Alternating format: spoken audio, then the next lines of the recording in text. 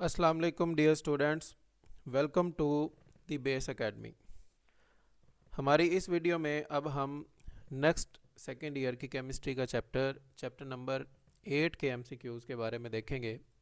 हमारा जो पहला एमसीक्यूज़ है वो है फार्मूला ऑफ क्लोरोफॉर्म इज़।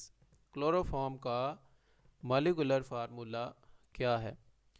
तो ऑप्शन ए है CH3Cl, ऑप्शन बी है CH2Cl2, ऑप्शन सी है CHCl3, ऑप्शन डी है CCl4। हाँ जी, हमारा टाइम स्टार्ट हुआ है। आप तब तक सोचें कि इसका आंसर क्या हो सकता है। हाँ जी, तो हमारा राइट आंसर है CHCl3, यानी क्लोरोफॉर्म का जो फार्मूला है वो है CHCl3, सॉरी CH3Cl। हमारा नेक्स्ट एमसीक्यूज है preparation of vegetable ghee involves. Vegetable घी के प्रिपरेशन के लिए कौन सा रिएक्शन होता है? वेजिटेबल घी जो है वो, जैसे कि आप जानते हैं, वो वेजिटेबल ऑयल से बनता है। तो वेजिटेबल ऑयल का कौन सा रिएक्शन किया जाए कि जिससे वेजिटेबल घी बनेगा? तो हमारे पास ऑप्शन ए है हेलोजिनेशन, ऑप्शन बी है हाइड्रोजनेशन, यानी हाइड्रोजन के साथ रिएक्शन करवाया जाए, ऑप्शन सी है हाइड्रोक्सिलेशन, और ऑप्शन डी है हाइड्रोजिनेशन, यानी उसमें से हाइड्रोजन रिमूव की जाए। हाँ जी, तो हमारा टाइम स्टार्ट होता है, टाइम ख़त्म हुआ। अब हम इसका राइट आंसर देखते हैं। तो हमारे पास इसका राइट आंसर क्या है? हाइड्रोजनेशन, यानी हम हाइड्रोजन के साथ वेजिटेबल ऑयल का रिएक्शन करवाते हैं जिससे वेजिटेबल घी बनता है। हाइड्रोजनेशन हमारा राइट आंसर है। नेक्स्ट एमसीक्यूज है the presence of double bond in a compound is the sign of. किसी भी ऑर्गेनिक कंपाउंड में अगर डबल बॉन्ड पाया जाता है तो वो किस चीज़ को शो करता है? ऑप्शन ए है कि वो सैचुरेटेड है, ऑप्शन बी है कि उसमें अनसैचुरेशन पाई जाती है, ऑप्शन सी है कि उसमें सब्स्टिट्यूशन हो सकती है, ऑप्शन डी है कि इन तीनों में से कोई भी नहीं।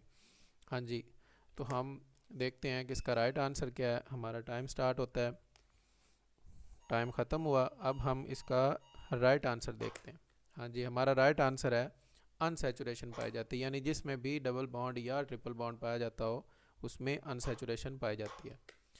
नेक्स्ट एमसीक्यूज है which is used for artificial ripening of fruits.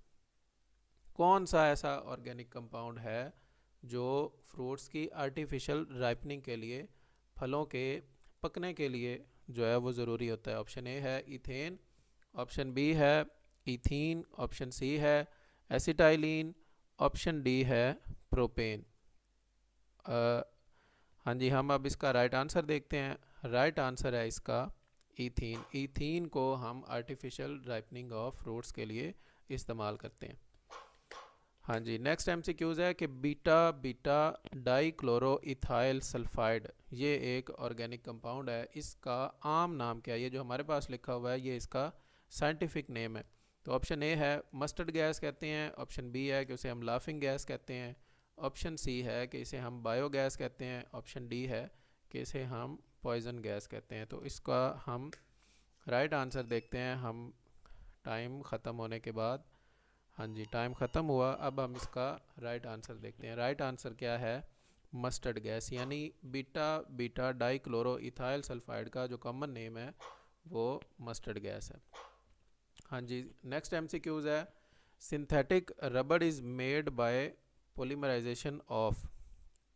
के सिंथेटिक रबड़ जो बनाया जाता है वो किस ऑर्गेनिक कंपाउंड की पोलीमराइजेशन से बनाया जाता है? तो हमारे पास ऑप्शन ए है क्लोरोफॉर्म, ऑप्शन बी है एसिटाइलिन, ऑप्शन सी है डाइविनाइल एसिटाइलिन, और ऑप्शन डी है क्लोरोप्रीन। हाँ जी, तो हमारा टाइम स्टार्ट होता है, टाइम ख़त्म हुआ। अब हम इसका राइट आंसर देख सकते हैं। तो राइट आंसर है क्लोरोप्रीन। क्लोरोप्रीन की पोलीमराइजेशन करने से सिंथेटिक रबड़ बनाया जाता है। हाँ जी, नेक्स्ट एमसीक्यूज़ है कि विनाइल एसिटाइलिन जब हाइड्रोक्लोरिक एसिड के साथ कंबाइन करता है या रिएक्शन करता है तो उससे क्या चीज़ बनती है? पॉली एसिटाइलिन बनता है, बेंजीन, ऑप्शन सी है क्लोरोप्रीन, और ऑप्शन डी है डाई विनाइल एसिटाइलिन। हाँ जी, अब हम इसका राइट आंसर देख लेते हैं। हमारा टाइम ख़त्म हुआ। अब हम इसका राइट आंसर देखते हैं जी। राइट आंसर है कि क्लोरोप्रीन। क्लोरोप्रीन जो कि सिंथेटिक रबड़ की पॉलीमराइजेशन में भी इस्तेमाल होता है, वो जो है वो विनाइल एसिटाइलिन और हाइड्रोक्लोरिक एसिड इन दोनों के मिलने से बनता है। नेक्स्ट हमारा एमसीक्यूज़ है, which compound is most reactive. कौन सा कंपाउंड है, कौन सा ऐसा ऑर्गेनिक कंपाउंड है इनमें से, इन चारों में से, जो सबसे ज़्यादा रिएक्टिव होता है। ऑप्शन ए है हमारे पास बेंजीन, ऑप्शन बी है ईथेन, ऑप्शन सी है इथाइन और ऑप्शन डी है ईथीन।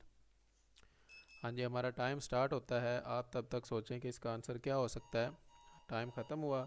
अब हम इसका राइट आंसर देखते हैं। राइट आंसर है हमारे पास ईथीन। ईथीन इन चारों में से सबसे ज़्यादा रिएक्टिव कंपाउंड है। ये हमारा लास्ट एमसीक्यूज़ था। अगर आपने हमारा चैनल सब्सक्राइब नहीं किया तो सब्सक्राइब के बटन को दबा के आप चैनल को सब्सक्राइब कर लें और नेक्स्ट वीडियोस की इंफॉर्मेशन के लिए, नोटिफिकेशन के लिए बेल आइकॉन को भी प्रेस कर दें। अल्लाह हाफिज़।